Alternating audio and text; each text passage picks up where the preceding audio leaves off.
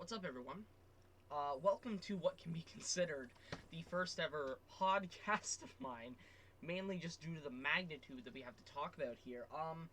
So you guys know I write notes. I write notes about everything, and yeah, this is these are some of them, and then there's one more page as well. My wrist has really hurt over the past couple of days by simply just writing down what's been going on. I have written down every single signing, whether it be star player or AHL fodder. And I have it all here. Probably didn't need to write every single person down, but I didn't. It's too late. So we're going to go with this anyways. So what I've done here with my notes, I have dots next to people's names who I want to talk a little bit more in depth about. If I do not have a dot next to their name, we mention them, we move on. As quick as that. No talking about what it could be like or anything.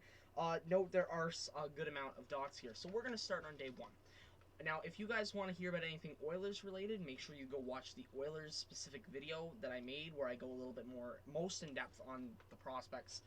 Yeah, the players that they got. This is being filmed at 10 at night and it's going to go for an hour. I hope you're all ready. So, here we go. Pittsburgh signs Evan Rodriguez. I have a dot next to his name simply because I find it interesting. He's traded to Toronto, then goes back to Pittsburgh. He can be a depth forward for them. The New York Rangers get Keith Kincaid on a 2-year deal, $875K per. This right here is kind of just like a third goalie for them, really. AHL might not be a thing, so I don't know if you can call it the AHL goalie, but I think Kincaid as a third goalie can be fine. He probably won't be relied on that much. Derek Grant signs a 3-year deal, 1.5 AAV with Anaheim. He had a very good year there before he was traded to Philly at the deadline, and that happened. But yeah, that is a very interesting deal for the Anaheim Ducks to pick up. If he can be a third, fourth line center, that would be great for them. Tobias Reeder signs 1-year minimum with Buffalo. I don't know why I have a dot next to that one.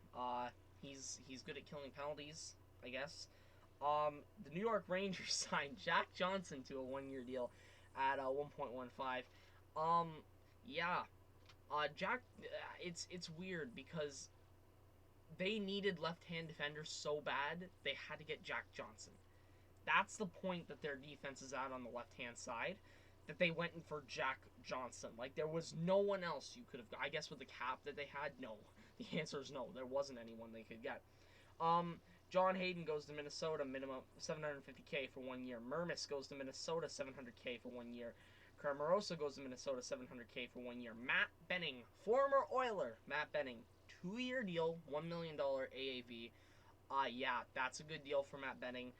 Happy to see that Matt Benning's going to go off and play in a role I think he's going to be good in. I think with Nashville, something I've seen is that while they have had guys that have played on the bottom pair, they don't have 2 bottom pair defenders until today. Now they have that. We'll get to who else they signed after we talk about Kevin Shattenkirk. Now, I look at all the moves here, right? You can argue, okay, what was the biggest move leading up to this point? You can argue Holtby. That's about it. Really, you can argue Holtby, and that's about it. Kevin Shattenkirk going off the board was, alright, interesting. This is a bit of a bigger name. 3-year deal, 3.9 AAV. That is not a bad deal for Kevin Shattenkirk. Anaheim, I think this just solidifies their defense. It gives them a bit of an offensive punch in the defense as well. I like that deal for the Anaheim Ducks. Is it risky giving them 3 years? Maybe.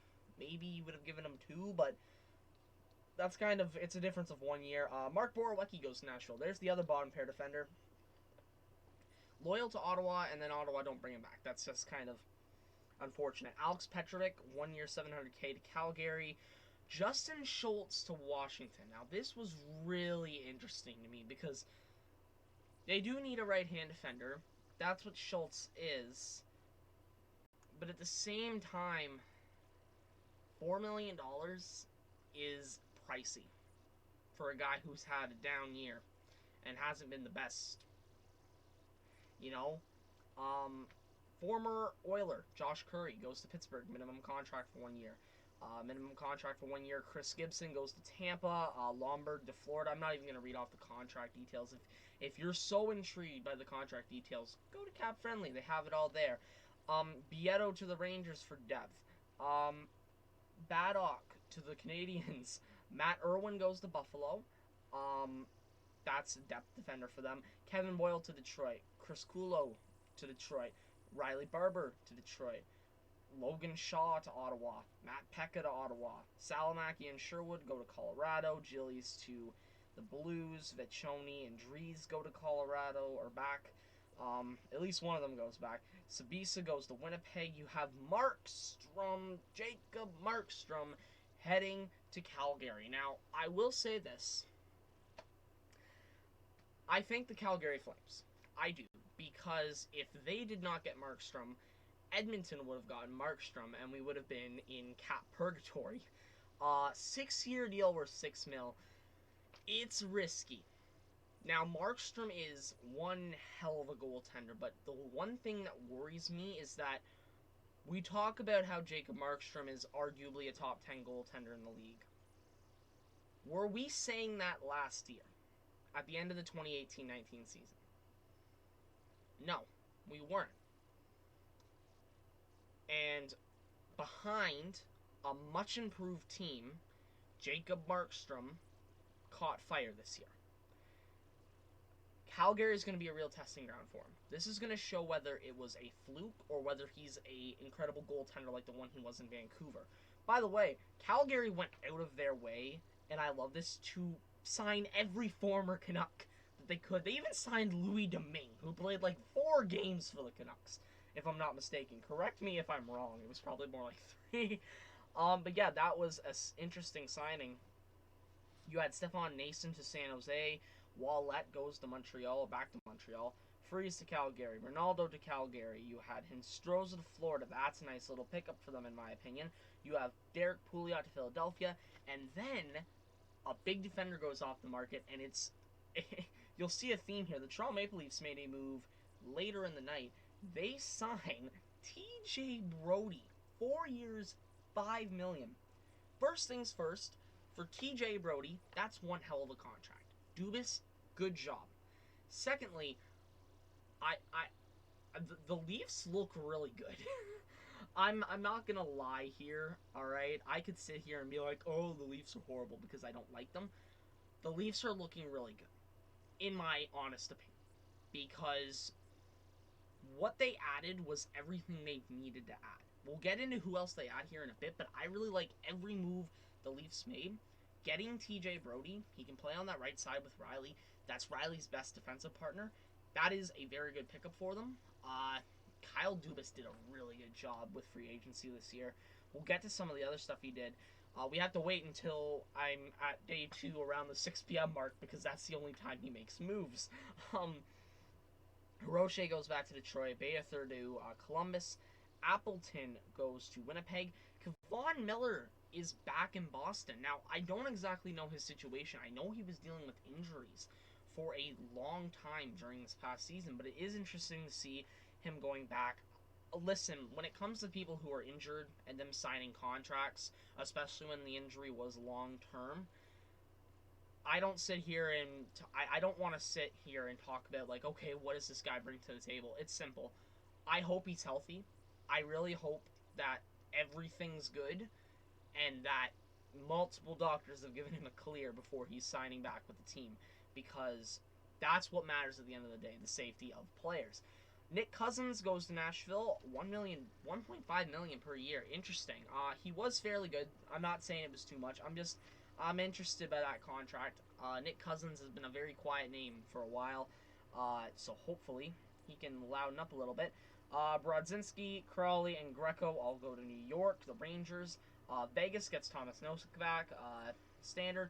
Borgman goes to Tampa Bay. Davidson goes to Buffalo.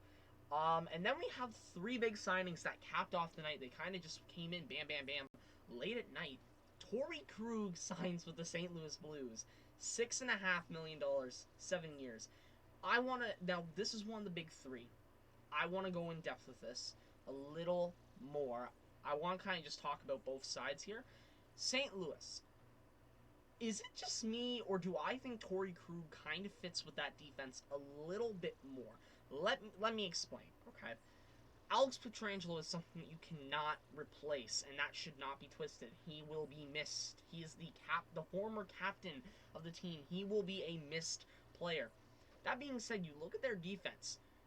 You looked at who they had as right and left-handed defenders. I know that some lefties play the right side, righties play the left side. I tend to just look at handedness as the best depictor. Pietrangelo, Falk, and Parayko were all right-hand defenders. Vince Dunn was the big left-hand defender they had. Now you swap out Pietrangelo for Krug. Now you have a top four with the right hands and all that. I'm interested. And I think that, honestly, if you're not going to get back Pietrangelo, you get Krug, that's a great deal. Plus, honestly, nearly $2.5 million less for Torrey Krug. I know he's not the best in his own end, but that's a really good deal. That's a really good deal in my opinion. And if you're Boston, I don't know why they wouldn't offer him that 7-year, because all the reports said Krug was offered 6.5 for 6 years. And he didn't take any more money, but he took the extra year. If that extra year is what was holding it up, and that's why Krug did not sign in Boston, then that is really a not good look for Don Sweeney. Chris Tanev signs in Calgary. That comes right after. And, Chris Tanev is a very big defensive presence. I'm scared about a 4-year deal at 4.5. This is not a video game. In a video game, he would hold that form for those 4 years, I think. But in real life, he's one of those guys that could fall off 2 years into this deal and could create problems in a flat cap world. And then Corey Crawford goes to New Jersey. Now, the Blackhawks have been very interesting to watch. Honestly, first off, New Jersey are getting at least 1A, 1B tandem guy with Blackwood, and they are getting better. And I believe in this free agency, through this whole period, they have become a lot better of a team.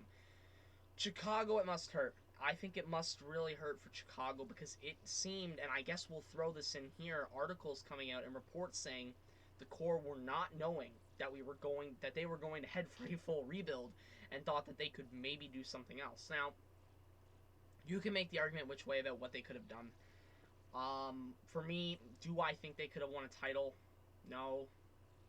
Do I think they could have made a finals? No. Do I think they could have made the conference finals?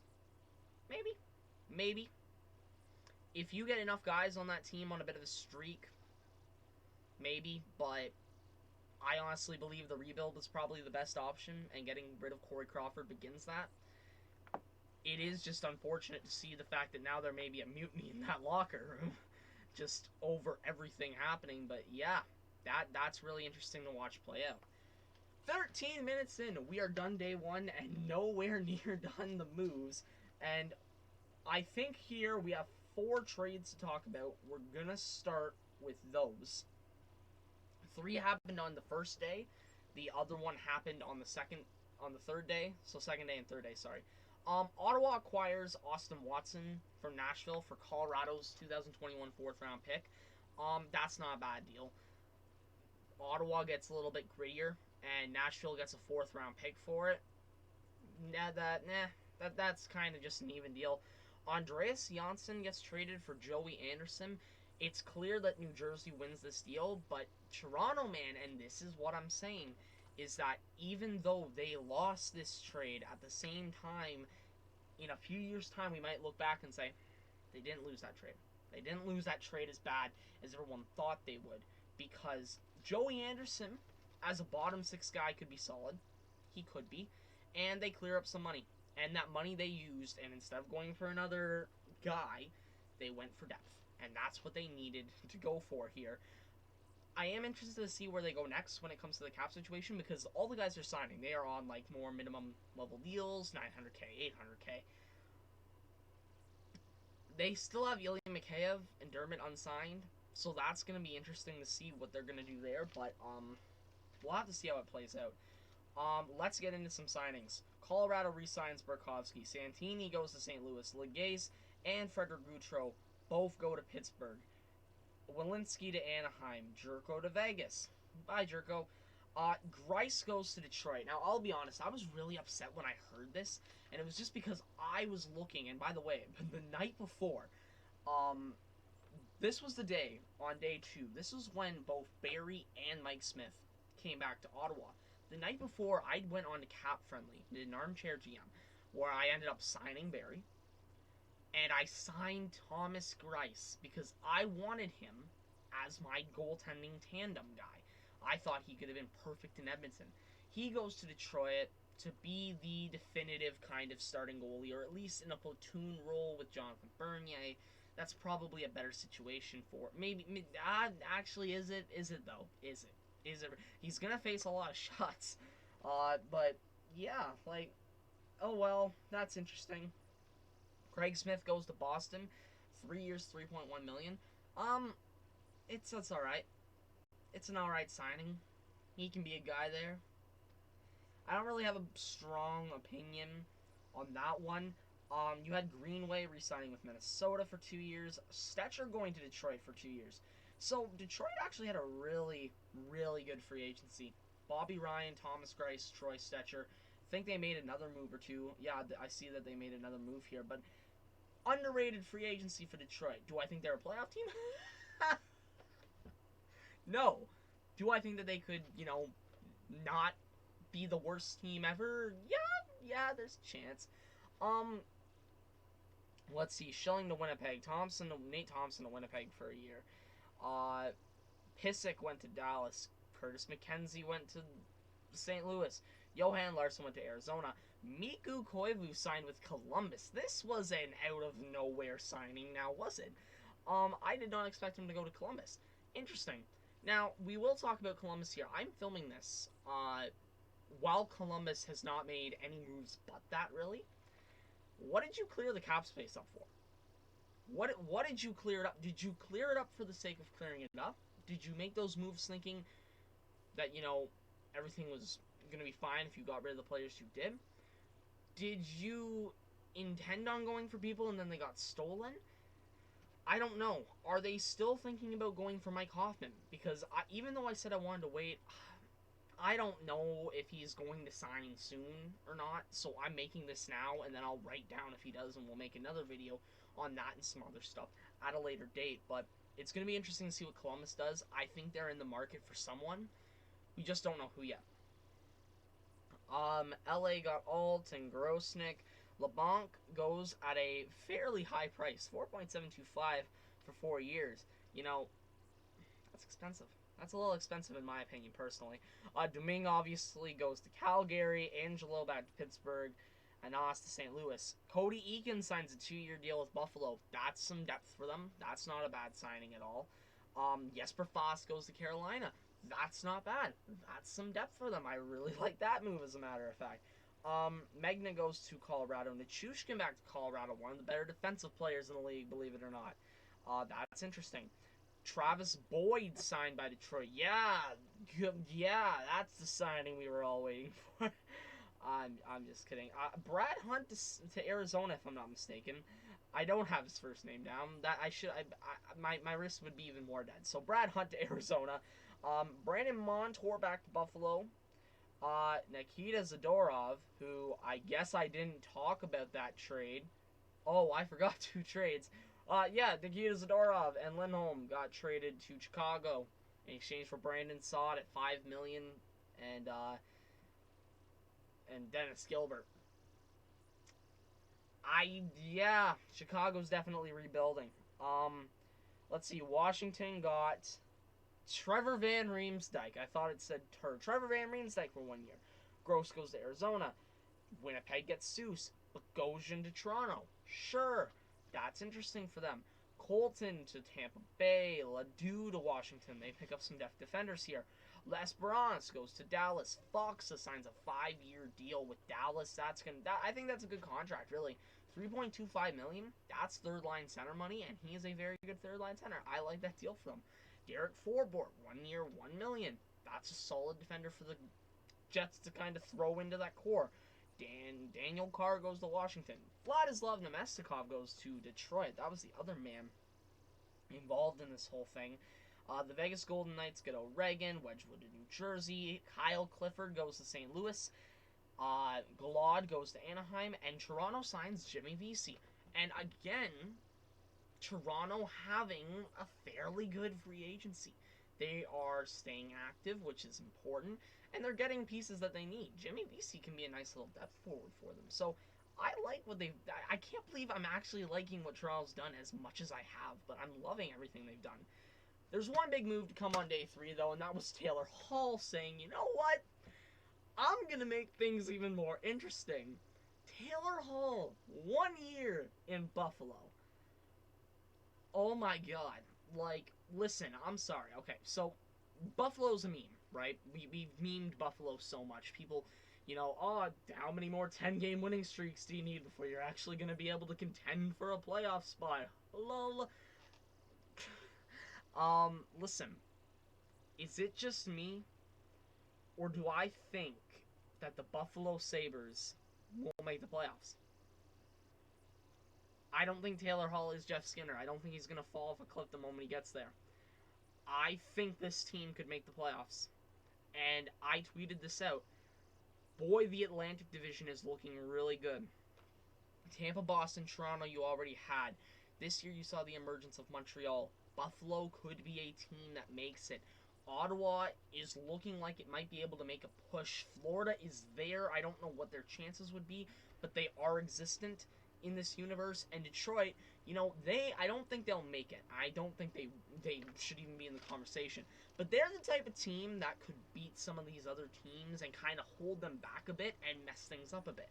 So you have a very interesting division here where it's kind of like, okay, well, this is just chaos in general. Very interested to see what happens with the Atlantic Division. Thank God my predictions did not go out before because, jeez, there's a lot to think about when it comes to predictions. And one more thing for day 3, Colorado trades AJ Greer for Burroughs. That's the stuff you're waiting for. Days 4, 5, and 6. Now, when it came, day 4 was the best. Day 4 was hands down the best. Devon Toews is a member of the Colorado Avalanche for 2 second-round picks. What? So they finessed Chicago to get Brandon Saad, who's not the best, but he can be a really good middle 6 forward. And they get Devon Toews for 2 second-round picks. Their defense is now insane. Think about their defense here for a second. On the right-hand side, Cale Makar, Eric Johnson. It doesn't matter from there. Left-hand side, Devon Toews, Ryan Graves, Sam Girard, Bowen Byram. On the right-hand side, Connor Timmins. Why is this team so good? You know what? The last time Colorado was able to swindle teams like this, they won a cup. They won 2 cups out of it. They are, watch, I am guaranteeing it. I'm putting money on this. Next year, there's going to be a star goalie that is unhappy with their team after they leave him in net for 9 goals. And that player is going to go to Colorado, and they're going to win a cup in year 1. And then they're going to get into a heated rivalry with a team. They can't get into a rivalry with Detroit because they're in another conference. But, man, that is a steal in my opinion. Chicago replaces Brandon Saad with Janmark. Honestly, not horrible. I'd rather have Saad personally, but Janmark's cool. Colorado re-signs Ryan Graves to and thanks for doing the whole, we're going to go infinite number things here, a $6.667 million contract for 3 years. Not bad. Lafreniere also signed his ELC. I wrote down ELCs. Lafreniere signed it. It was worth a lot of bonuses. There was so much bonuses in it. Kakinen signs with Minnesota back there. Joakim Ryan somehow only makes $700K this year. Okay. Thomas back to Tampa. I think that's Ben Thomas. Wisdom! Zach Wisdom, I think his name is. The 4th round pick by Philly. Signed to his ELC. A 4th round pick signed to his ELC this early in the offseason?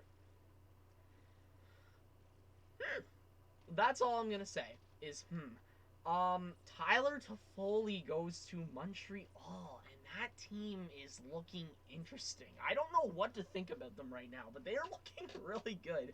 They've put all their money in, and they're going mental. They're going mental right now. Eric Gustafson ends up going to the Philadelphia Flyers. Matt Niskanen's replacement. Braun's still there. I think.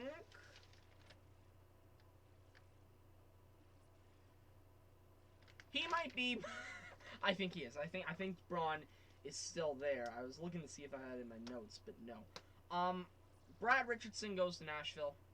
Walmart to Chicago. I think that's another good pickup. His analytics looked pretty good. Strand goes to LA. The Islanders get Hutton, not Ben, and Austin Zarnik. Then the big one happened, and this correlated with a trade. The Vegas Golden Knights sign Alex Pietrangelo. Okay, listen, I'm acting surprised. We all knew this was happening. We knew this was going to happen. We knew from the moment free agency started that Alex Pietrangelo was going to be a Vegas Golden Knight. They were going to find a way to manipulate the cap, and they were going to do it. They did. 7 years, 8.8. Am I worried about the last 2 years of that deal? Absolutely. If they win a cup, does it matter? Absolutely not. And then, in correlation with that, they trade out Nate Schmidt for a third-round pick. When you have to trade a guy like Nate Schmidt and only get a third-round pick for it, it is the clearest here. Take the money away from us type deal. Like, Vancouver, I know that they're like, what? Like, they don't fully understand it. This was a good deal. This was a good deal because Nate Schmidt is a good player. He's making some money, but it's okay. It's all okay. But yeah, Vegas are looking like a machine next year. They get to roll out a top pair of Shea Theodore with Alex Pietrangelo. How do they not win the Pacific next year? How? How do they not? Day 5, and from this point forward, it's minor deal after minor deal after minor deal, so we can roll through this pretty quickly, and I'll be able to upload this without having to stay up all night. That will be absolutely phenomenal. Pomerev signs his ELC with Carolina. Bishop signs with Carolina. Nieto and Marleau both go to San Jose. Marleau, he gets a job back. San Jose, he gets to go home. I can't wait for him to get flipped at the deadline again, whenever that may be. Lewington and Kaskimir Kaskisuo. Shout out to Kaskisuo with his YouTube channel. Smallman goes to Detroit.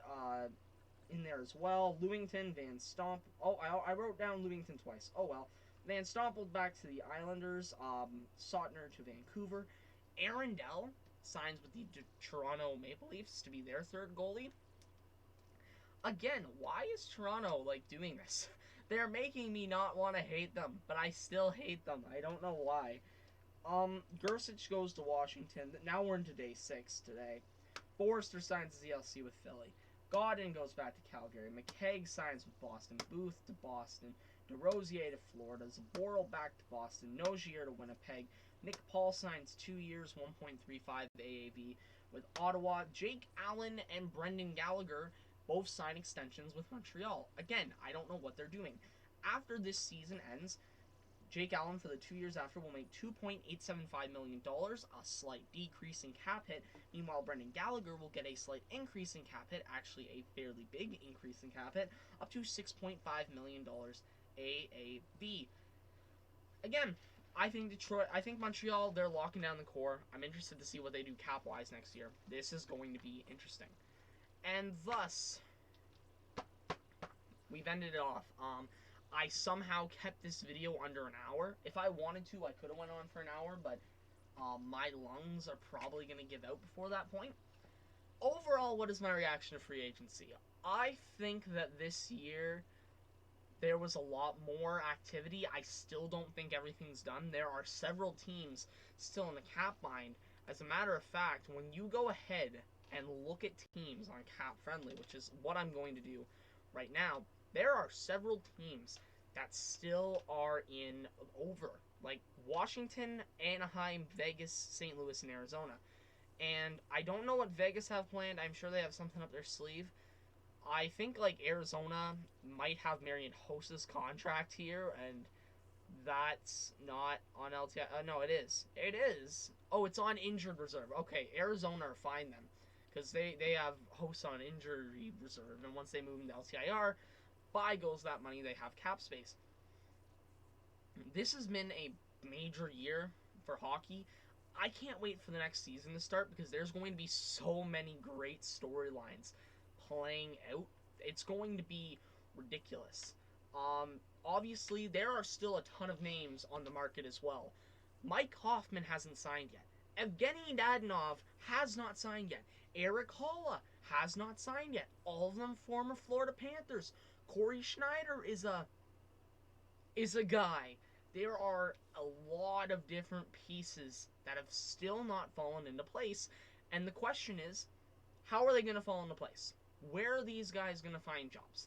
Because you look at the money situation, I don't know how much there is to play with for a lot of these teams, and that's why I think like a lot of these teams that are still in the mix are the teams that have cap space that made those moves. I mean, I go here to Cap Friendly, and I'm sorry that I have to go back. I really should have kept it up. But you look at Cap Friendly, and look at the teams that still have the least amount of payroll. The Ottawa Senators are still under the cap floor. They have so much. They have $26 million in cap space. They still need to make moves because they currently have 8 forwards signed, and they do have 6 defenders plus depth. They have goaltending all set up and ready to go. But, they got Connor Brown, Chris Tierney, maybe those guys signed, but then you still have money. Do we see the Ottawa Senators make a play? Because when you look at it, honestly, look at all the teams that have cap space. There's no way all these players can go to contending teams because all those contending teams have the cap made up. I think the craziest thing about this year is that we've always talked about how, maybe the NHL, with the cap they've implemented, with a hard cap, have implemented too much parity. This year it's going to be even more ridiculous because there's not even a situation where the cap went up so these good teams had a chance to get more. To get better players, this team had to sacrifice players it already had, funding the lower tier teams. The league as a whole, I think, will be a lot more competitive next year. I think you will have the outlier 1 or 2 teams that are not good. But for the most part, you can argue that there are at least 26 teams possibly, maybe even 27. You can argue that, honestly, it's 2020. You can argue every single team has a shot to make the playoffs, other than Detroit, probably. Detroit, sorry, Red Wings, you're probably not making it. Would you be surprised if Ottawa made it, though? Would you be surprised if Columbus made it? Like, these teams that aren't paying much money. Would you be surprised if Arizona made it? They probably won't, but I'd be shocked. Like, I wouldn't be shocked. I wouldn't be shocked if maybe Chicago sneaked in with Kane and Taves. They can be ridiculous. I learned that firsthand. This is going to be a chaotic year. And I hope you guys are ready. Genuinely, I hope you guys are ready because this, you might want to, everyone strap in. The off season isn't even over yet. The ride hasn't begun yet. We don't even know when the season's going to begin. And that's going to be the most astounding part. What's going to happen this year? Because everything's busted open. Anyone can go anywhere. Like, everything is there for the taking. This is going to be absolutely ridiculous. I thank you all for watching this extremely long video. I don't think I missed anything, at least as of this moment. I haven't missed anything, and if I did, we'll talk about it in a later video. I thank you all for watching this video so much. Make sure you hit the like button if you liked it. Subscribe if you want to see more videos like this. Get ready, guys. The insanity hasn't even begun yet.